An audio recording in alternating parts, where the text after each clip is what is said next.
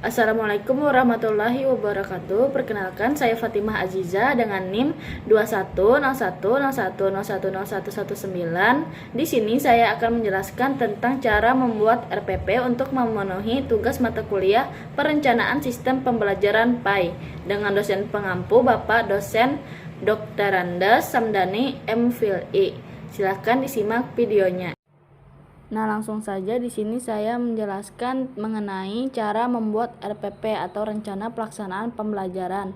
Yang pertama, kita harus mencantumkan identitas. Identitas ini terdiri dari nama sekolah atau satuan pendidikan, mata pelajaran, tema atau subtema, kelas atau semester, dan alokasi waktu.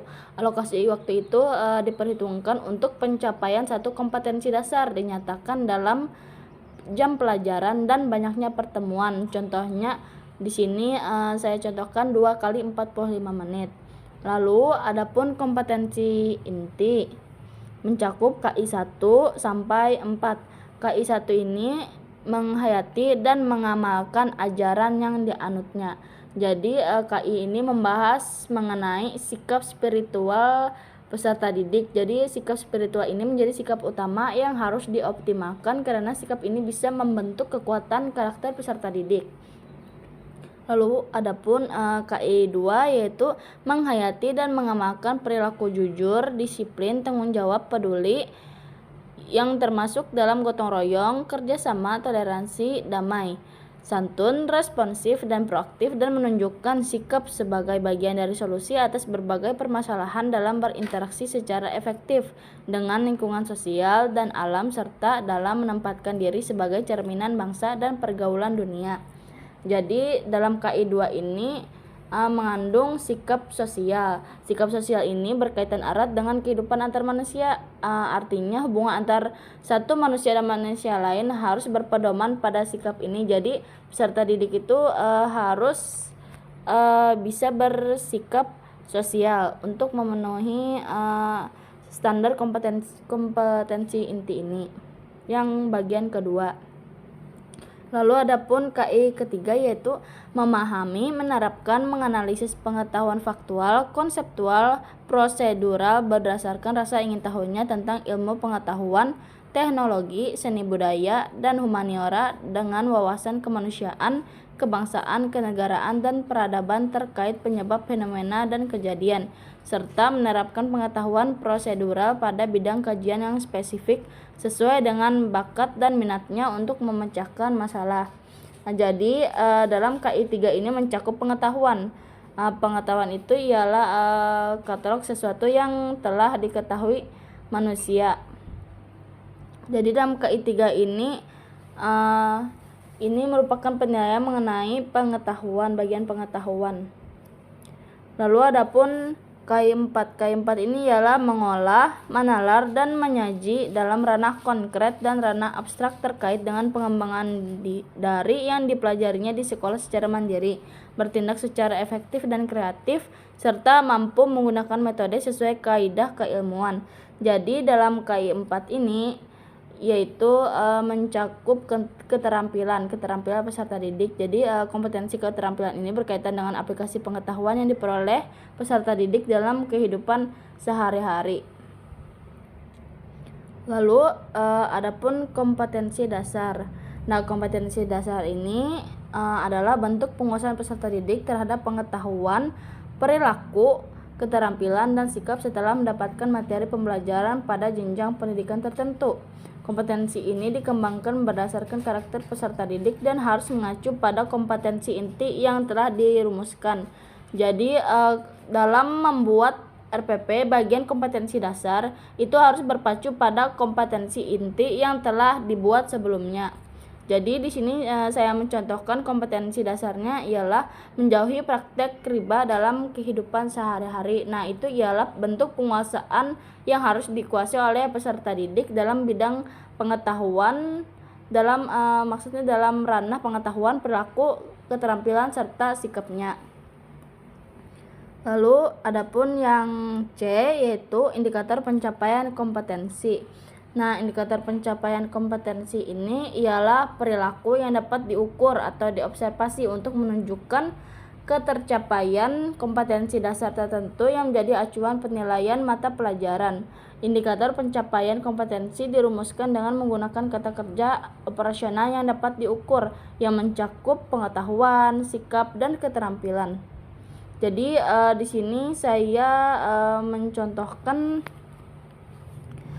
indikator pencapaian kompetensinya, yaitu yang pertama menjelaskan pengertian riba menurut berbagai pendapat ulama.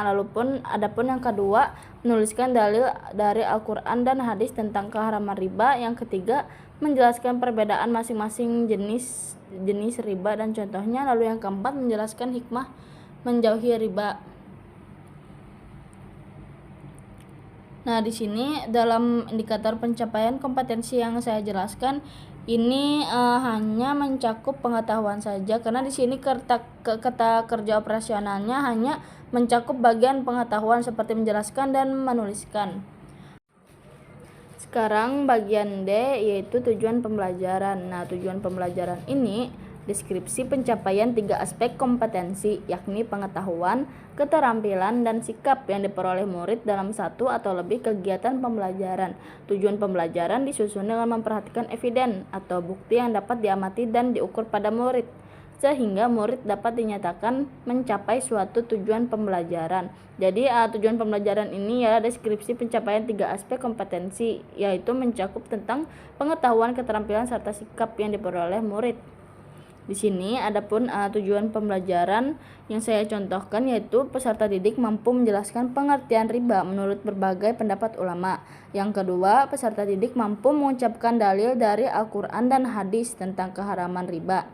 Yang ketiga, peserta didik mampu mendiskusikan perbedaan masing-masing jenis riba dan contohnya. Yang keempat, peserta didik mampu menghindari praktik riba. Yang kelima, peserta didik mampu menganalisis hikmah menjauhi riba dengan benar. Nah, di sini kata kerja operasionalnya telah mencapai aspek kompetensi, yaitu pengetahuan, sikap, serta keterampilan seperti menjelaskan, mengucapkan, diskusi, menghindari, serta menganalisis. Lalu adapun yang selanjutnya, yaitu materi pembelajaran. Materi pembelajaran ini ialah pengetahuan, keterampilan, dan sikap yang harus dikuasai peserta didik dalam rangka memenuhi standar kompetensi yang ditetapkan. Jadi di sini contohnya yaitu seperti pengertian riba, para murid harus mengetahui. Lalu adapun yang kedua, dalil-dalil diharamkan riba. Yang ketiga, jenis-jenis riba dan contohnya. Yang keempat, indahnya hidup tanpa riba. Nah, jadi semua yang ada mengenai riba ini ialah sudah mencakup pengetahuan, keterampilan, serta sikap yang harus dikuasai peserta didik dalam rangka untuk memenuhi standar kompetensi yang telah ditetapkan. Adapun pendekatan, metode, dan strategi pembelajaran yang digunakan. Pendekatan pembelajaran ini dapat diartikan sebagai sudut pandang kita terhadap proses pembelajaran yang merujuk pada pandangan tentang terjadinya suatu proses yang sifatnya masih sangat umum di dalam mewadahi, menginspirasi, menguatkan, dan melatari metode pembelajaran dengan cakupan teoretis tertentu. Di sini saya menggunakan menggunakan pendekatan saintifik. Lalu adapun metode pembelajaran yaitu diartikan sebagai cara yang digunakan untuk mengimplementasikan rencana yang sudah disusun dalam bentuk kegiatan nyata dan praktis untuk mencapai tujuan pembelajaran. Jadi metode pembelajaran ini sangat banyak ya, diantaranya ceramah, demonstrasi, diskusi, simulasi, laboratorium, brainstorming, dan lain sebagainya. Di sini saya menggunakan metode pembelajarannya yaitu observasi, brainstorming, diskusi, ceramah, dan demonstrasi. Lalu adapun strategi pembelajaran. Strategi pembelajaran ialah suatu kegiatan pembelajaran yang harus dikerjakan guru dan siswa agar tujuan pembelajaran dapat dicapai secara efektif dan efisien. Jadi di sini saya menggunakan strategi pembelajaran information search.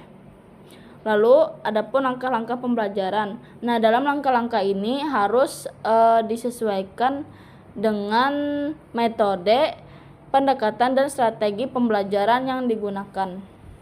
Jadi dalam menentukan langkah-langkah itu harus disesuaikan dengan metode serta strategi dan metode yang digunakan. Di sini langkah-langkah pembelajaran itu terbagi menjadi 3 bagian. Yang pertama ada kegiatan awal, kegiatan inti, dan kegiatan akhir. Nah, pada kegiatan awal ini ataupun biasa dikenal dengan kegiatan pendahuluan merupakan kegiatan yang permulaan dalam satu pertemuan yang ditujukan untuk membangkitkan motivasi dan memfokuskan perhatian peserta didik untuk berpartisipasi aktif dalam proses belajar mengajar. Nah, di sini contohnya seperti guru mengucapkan salam dan menunjuk salah satu peserta didik memimpin doa. Yang kedua, guru mengabsensi kehadiran peserta didik serta menanyakan kabar. Yang ketiga, guru mempersiapkan fisik dan psikis peserta didik dengan mengajak senam otak. Yang keempat, guru menjelaskan tujuan mempelajari materi serta kompetensi yang akan dicapai. Yang kelima, guru menjelaskan langkah-langkah kegiatan pembelajaran. Dan yang keenam, guru membentuk kelompok belajar dan diskusi. Adapun kegiatan inti. Nah, berhubung di sini saya menggunakan pendekatan saintifik, jadi di sini ada 5 bagian dalam kegiatan inti, yaitu mengamati, menanya, eksplorasi, asosiasi, dan komunikasi. Yang pertama ada mengamati. Pengertian mengamati yang berkaitan dengan metode pembelajaran dengan pendekatan saintifik sesuai dengan metode pembelajaran kurikulum 2013 merupakan metode yang mengutamakan kebermaknaan proses pembelajaran. Kegiatan belajar yang dilakukan dalam proses mengamati adalah membaca, mendengar, menyimak, melihat tanpa atau dengan alat. Di sini saya contohkan yaitu peserta didik mencermati gambar orang yang sedang jual beli. Peserta didik menyimak penjelasan guru tentang pengertian riba. Lalu adapun menanya. Menanya dalam metode pembelajaran dengan pendekatan saintifik merupakan kegiatan pembelajaran yang dilakukan dengan cara mengajukan pertanyaan tentang informasi yang tidak dipahami dari apa yang diamati atau pertanyaan untuk mendapatkan informasi tambahan tentang apa yang diamati. Di sini contohnya, peserta didik memberikan tanggapan tentang gambar orang jual beli. Lalu peserta didik melalui stimulus guru menanyakan tentang pengertian riba yang belum dipahami. Adapun eksplorasi. Eksplorasi ini bisa disebut juga dengan mengumpulkan informasi, yaitu kegiatan pembelajaran yang berupa eksperimen, membaca sumber lain selain buku teks, mengamati objek atau kejadian, dan wawancara dengan narasumber. Di sini contohnya yaitu masing-masing kelompok menggali atau membaca buku tentang pengertian riba dan hukumnya. Lalu masing-masing kelompok mencari dalil tentang larangan riba pada Al-Quran terjemah. Lalu yang ketiga, masing-masing kelompok bereksperimen sesama anggota kelompoknya tentang tata cara menghindari praktek riba. Lalu adapun asosiasi. Asosiasi ini bisa disebut juga dengan mengolah informasi. Jadi mengasosiasi atau mengolah informasi dalam kegiatan pembelajaran yaitu memproses informasi yang sudah dikumpulkan baik terbatas dari hasil kegiatan mengumpulkan atau eksperimen maupun hasil dari kegiatan mengamati dan kegiatan mengumpulkan informasi. Di sini contohnya yaitu masing-masing kelompok merumuskan tentang pengertian, hukum, macam-macam, dalil larangan riba dan hikmah larangan riba. Lalu yang terakhir mengkomunikasikan atau komunikasi yaitu kegiatan pembelajaran yang berupa menyampaikan hasil pengamatan, kesimpulan berdasarkan hasil analisis secara lisan, tertulis atau media lainnya. Kegiatan ini dapat dilakukan melalui menuliskan atau menceritakan apa yang ditemukan dalam kegiatan mencari informasi, mengasosiasikan dan menemukan pola. Hasil tersebut disampaikan di kelas dan dinilai oleh guru sebagai hasil peserta didik atau kelompok peserta didik tersebut. Contohnya di sini masing-masing kelompok secara bergantian mempresentasikan hasil diskusi seputar riba dan masing-masing kelompok mendemonstrasikan tata cara menghindari praktek riba di depan kelas. Adapun kegiatan akhir yaitu bisa juga disebut dengan penutup merupakan kegiatan yang dilakukan untuk mengakhiri aktivitas pembelajaran yang dapat dilakukan dalam bentuk rangkuman atau kesimpulan, penilaian dan refleksi, umpan balik, dan tindak lanjut. Di sini yaitu kegiatan akhirnya, guru mengadakan refleksi hasil pembelajaran. Guru mengajak peserta didik menyimpulkan hasil pembelajaran. Guru mengadakan tes tulis atau lisan. Guru memberi tugas mandiri. Guru menjelaskan secara singkat materi yang akan dipelajari pada pertemuan selanjutnya. Guru memberi pesan-pesan moral terkait dengan materi maupun terkait dengan penanaman kompetensi inti 1 dan kompetensi inti 2. Dan yang terakhir, guru mengajak berdoa akhir majelis dilanjutkan dengan salam dan berjabat tangan. Lalu langkah yang selanjutnya yaitu media dan sumber belajar. Media dan sumber belajar ini saling berkaitan antara satu sama lain, yang dimana media berperan sebagai alat yang digunakan saat belajar mengajar, sedangkan sumber ialah asal bahan ajar atau seperangkat sesuatu yang dirujuk sebagai materi yang akan diberikan kepada peserta didik nantinya. Jadi media dan sumber belajar ini juga harus disesuaikan dengan langkah-langkah pembelajaran yang telah disusun. Jadi di sini media pembelajarannya berdasarkan langkah-langkah kegiatan yang sudah dirumuskan di atas tadi, yaitu gambar orang jual beli dan LCD. Adapun sumber belajar yang digunakan yaitu Al-Quran terjemah dan hadis, buku acuan paket fikih, Departemen Agama. Lalu adapun bahannya yaitu LKS dan bahan presentasi jual beli. Lalu ke sesi yang terakhir yaitu penilaian. Penilaian ini ialah proses pengumpulan dan pengolahan informasi untuk mengukur pencapaian hasil belajar peserta didik. Jadi di sini ada 2 penilaian. Yang pertama yaitu penilaian proses dan penilaian hasil atau kognitif. Penilaian proses. Yang pertama ada penilaian proses ya. Jadi penilaian proses ini ialah penilaian yang menitik beratkan sasaran penilaian pada tingkat efektivitas kegiatan belajar mengajar dalam rangka pencapaian tujuan pengajaran. Penilaian proses belajar mengajar menyangkut penilaian terhadap kegiatan guru, kegiatan siswa, pola interaksi guru siswa, dan keterlaksanaan proses belajar mengajar. Jadi penilaian proses ini dilakukan selama proses belajar mengajar itu berlangsung. Jadi di sini penilaian proses saya tuliskan yaitu menggunakan bentuk observasi yang dilakukan dalam kegiatan pembelajaran sejak dari kegiatan awal sampai dengan kegiatan akhir. Lalu adapun penilaian hasil. Penilaian hasil ini ialah proses pemberian nilai terhadap hasil-hasil belajar yang dicapai siswa dengan kriteria tertentu. Hal ini mengisyaratkan bahwa objek yang dinilainya adalah hasil belajar siswa. Tingkah laku sebagai hasil belajar dalam pengertian luas mencakup bidang kognitif, afektif, dan psikomotorik. Jadi di sini saya menggunakan penilaian hasil yang dalam cakupannya itu dalam ranah kognitif. Jadi di sini saya menggunakan soal dengan bentuk esai. Jadi nantinya murid-murid itu akan menjawab soal esai yang diberikan oleh gurunya. Nah, di sini ada soal dan kunci jawabannya.